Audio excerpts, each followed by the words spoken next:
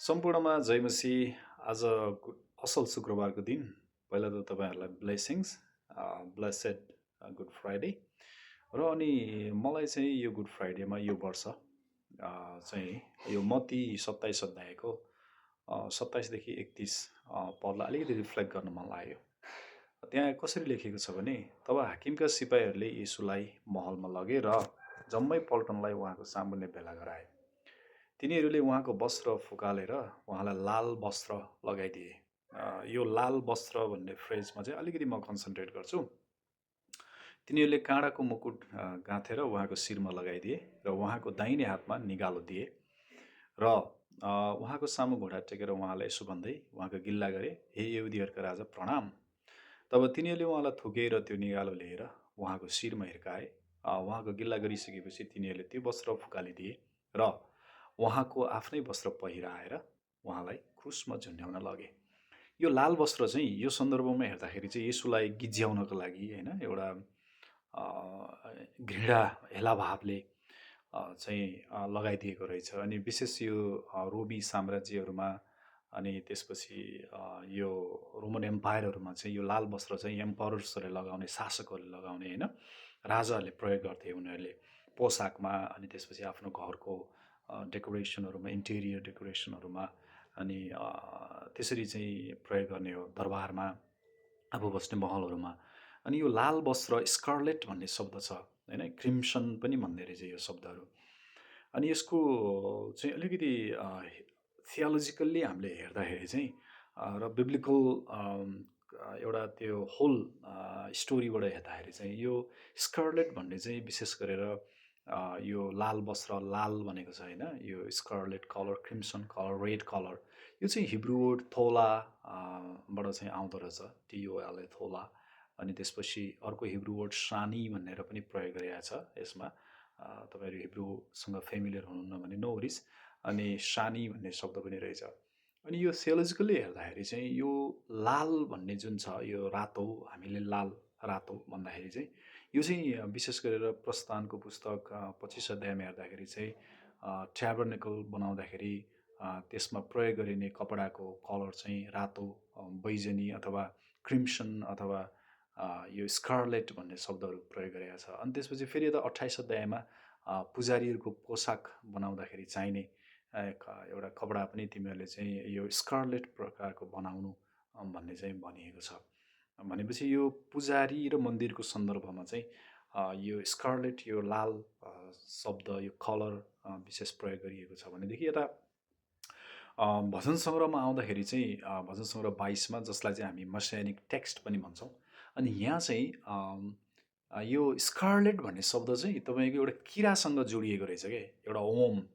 अनि यसको scientific name चाहिँ कोकस इल्लुकस भन्ने हुँदो रहेछ। अनि यो चाहिँ मध्यपूर्व मिडल इस्टमा पाउने रहेछ। अनि विशेष गरेर इजरायलीहरूमा चाहिँ जब एउटा केटा यङ हुन्छ, यङ भइसकेपछि उसको एउटा रेस्पोन्सिबिलिटी, एउटा ड्युटिजमा चाहिँ as a devotion to Yahweh, Jehovah Yahweh, उसले चाहिँ जङ्गलमा गएर अथवा कतै गएर यो कोकस इल्लुकस खोज्नुपर्ने रहेछ क्या। अनि त्यो कोकस इल्लुकस, त्यो किरा, एउटा सानो किराबाट चाहिँ इजरायलको इतिहासमा चाहिँ मन्दिरको सन्दर्भमा, पुजारीहरूको सन्दर्भमा, उनीहरूले प्रयोग गर्ने वस्त्रको सन्दर्भमा चाहिँ यो लाल कलर, यो स्कारलेट, यो क्रिम्सन कलर चाहिँ त्यहाँबाट चाहिँ उनीहरूले बनाउँदो रहेछ क्या। यसको इतिहास चाहिँ यस्तो रहेछ।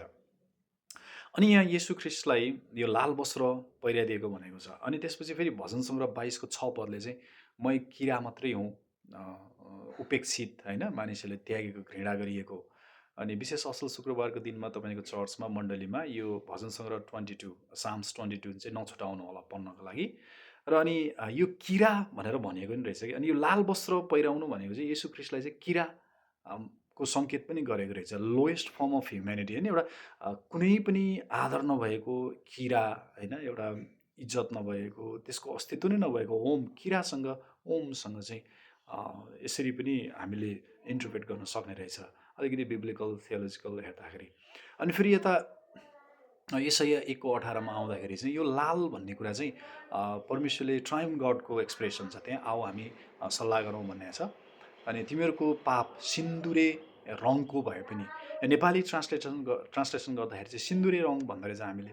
अनि यो चाहिँ यसमा पनि लाल नै हो, यो स्कारलेट नै हो, तिमीहरूको पाप सिन्दुरे रङको भए पनि म त्यसलाई चाहिँ हिउँ जस्तो सेतो बनाउने छु भनेर भनेको रहेछ। भनेपछि यो स्कारलेट, यो लाल वस्त्रको अलिकति बाइबलीय सन्दर्भ, अलिकति थियोलोजिकल्ली हामीले हेर्दाखेरि चाहिँ यो रहेछ। अनि त्यसपछि यो लाल भन्ने यो कलर जुन छ, यो क्रिम्सन अथवा रेड कलरले चाहिँ यसले चाहिँ रगतलाई, ब्लडलाई पनि सिग्निफाई गर्दो रहेछ। अनि विशेष गरेर लेवी 16 अध्यायमा चाहिँ एटोनमेन्टको प्रायश्चितको कुराहरू छ। अनि विशेष गरेर यो चाहिँ कभरिङको कुरा रहेछ।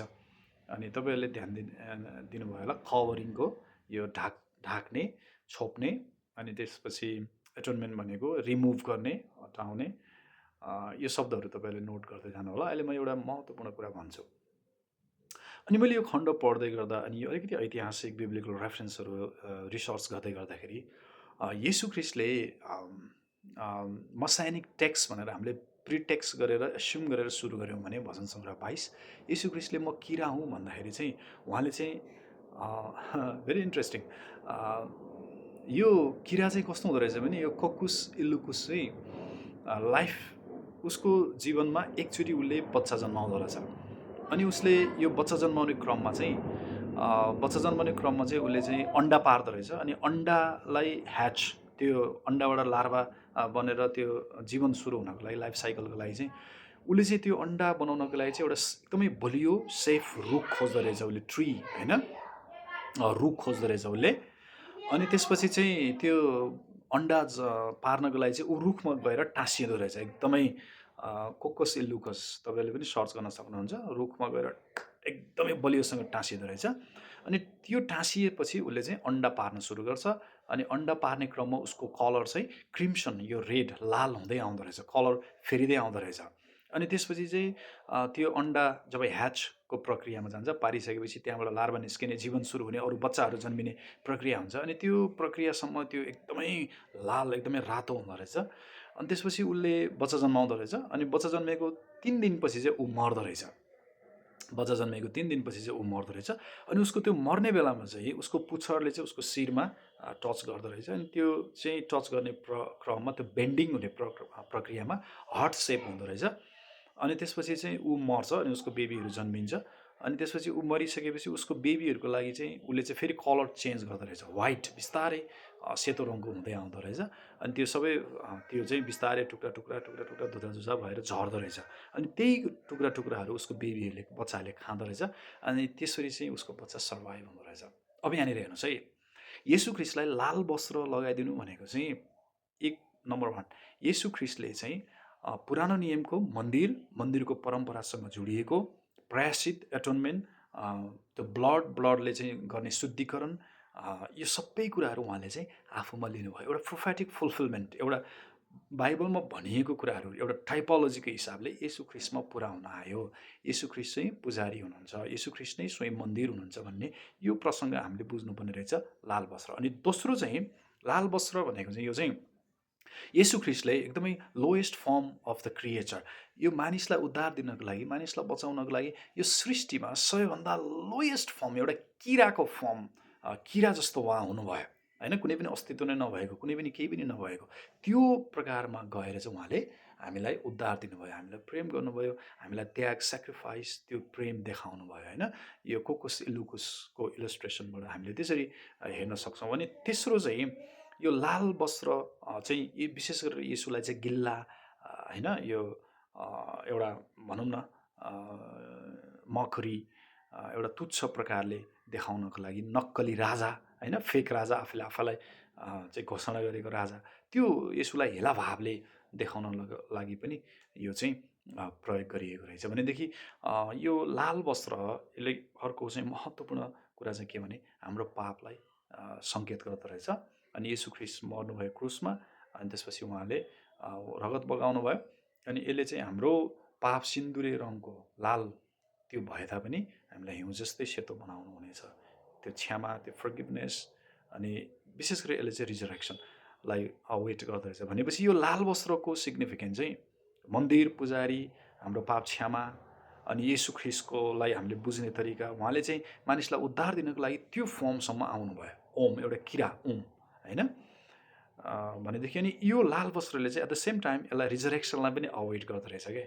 रिजरेक्सनलाई प्रतीक्षा गर्दो रहेछ। जस्तै कोकस इलुकसमा पहिला रेड अनि त्यसपछि बच्चाहरू जन्मिसकेपछि उनीहरूको लाइफको लागि फेरि सेतो भनेपछि यो लाल वस्त्रले चाहिँ पुनरुत्थानलाई पनि जनाउँदो रहेछ। प्रिय, येशू ख्रीष्टले असल शुक्रबारमा गर्नुभएको कुरा यही हो।